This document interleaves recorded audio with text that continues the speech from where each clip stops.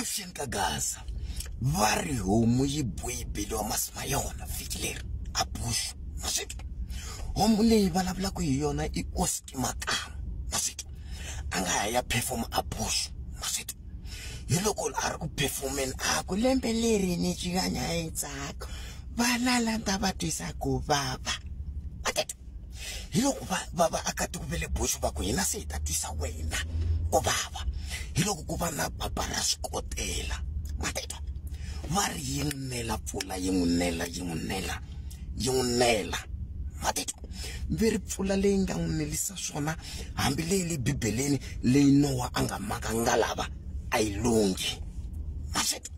Veri hati bulu ay leti nga na oski Makamu. Va n'wi bela ku ri hey ya wena hina a hi ku tivi. Waset. A hi tivi oski Makamu wena wa swilevhani a hi tivi wena hi tiva lowu yimbelela a ri movheni.